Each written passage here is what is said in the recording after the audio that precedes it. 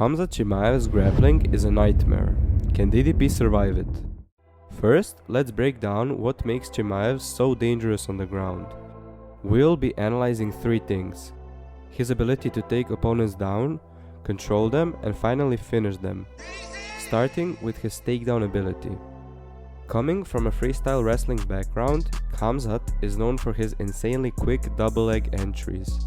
Even though he often shoots within the first 10 seconds, opponents just can't stop it. In MMA, the double leg takedown can generally be divided into two types: reactive shots, or timing your takedown underneath strikes, and offensive shots, or proactively setting up and attacking. Khamzat mainly uses offensive double legs, but he's shown great reactive shots as well. For example, here his opponent opens the fight with a wide hook. As he gets ready to throw another one, Khamzat level changes and shoots underneath for a clean takedown. In another sequence, his opponent feints a jab and hesitates to throw the left hand, but Khamzat is already a step ahead, timing a quick takedown perfectly. Now, how does Khamzat set up his offensive shots? The fact is, he usually doesn't. His raw speed and timing are so good that he can shoot without much setup and still complete the takedown. Here, he takes down Kamaru Usman, an elite wrestler himself. Same thing against Robert Whittaker, a former national freestyle champion in Australia. Chimaev's physicality, speed, and timing simply overwhelm even high-level wrestlers. Khamzat also has a single leg takedown on record. In this example, Usman sprawls to defend, but Khamzat grabs a leg, builds up to his feet, lifts Usman's leg, and trips the inside of Usman's standing leg, causing him to lose balance and expose his back. Khamzat's main takedown chain typically starts with a double leg. If he sees the legs are too far to connect his hands, he'll immediately switch to a body lock and look to go behind. From there, he either lifts the opponent and carries them toward his corner, or just brings them down to the mat. While Khamzat may not be the absolute best pure freestyle wrestler in the UFC, he might very well be the best MMA wrestler today. Next, we'll break down Khamzat's control. Khamzat has a very unique style of controlling his opponents. He doesn't like controlling in open space, because it gives the opponent much more room to create scrambles. That's why he mainly uses control against the cage. I would highlight 5 key principles that make Khamzat's control stand out. First, he always positions himself above the opponent. Second, he uses leg rides extremely effectively. Third, he prefers to stay behind his opponent. Fourth, he doesn't chase submissions. And fifth, he uses ground and pound only when it doesn't compromise his control. In this example, you can see Khamzat constantly staying above his opponent. This makes it much harder for the opponent to get up, because Khamzat is putting his full weight on him.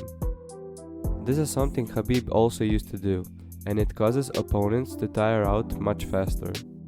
While maintaining the stop position, Khamzat also consistently looks to stay behind his opponent.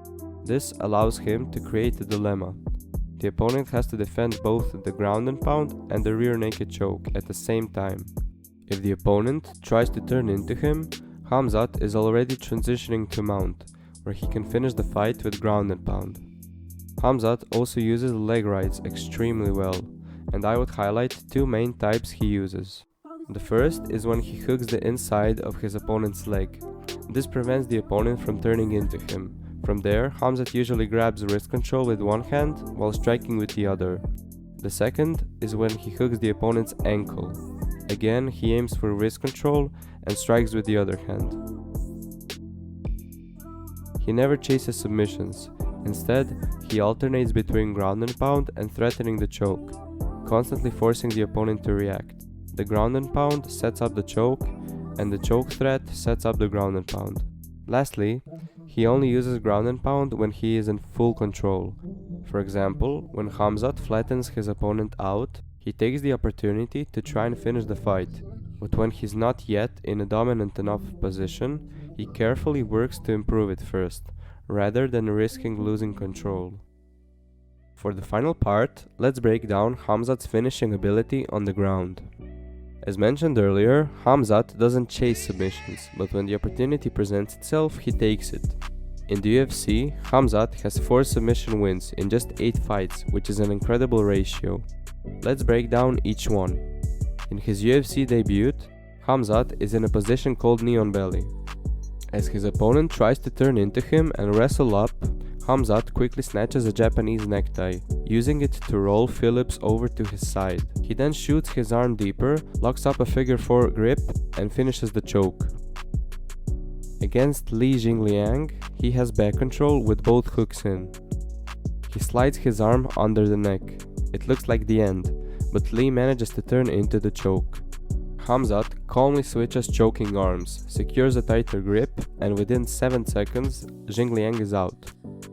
Here, against Kevin Holland, as soon as Khamzat gets a front headlock, he immediately transitions to a Japanese necktie. He uses it to roll Holland over to his side, locks up a figure 4 grip, takes his time adjusting, and eventually secures the tap. His latest submission came against Robert Whittaker. Khamzat is on Whittaker's back, against the cage with 1 hook in. He uses ground and pound to force Whittaker to open up, then quickly wraps his arm around the chin and locks up a figure 4 grip. This choke was so tight, it reportedly broke Whittaker's jaw. Now that we've broken down Khamzat's grappling and submission game, the big question: does Dricus Du Plessis stand a chance? With Dricus being a strong grappler himself, I believe this will definitely be Khamzat's toughest test yet. If Khamzat doesn't get the finish within the first 2 rounds, I can see the momentum swinging in DDP's favor. Thanks for watching. Make sure to like and subscribe. Also, comment down below which fighter you want me to break down next.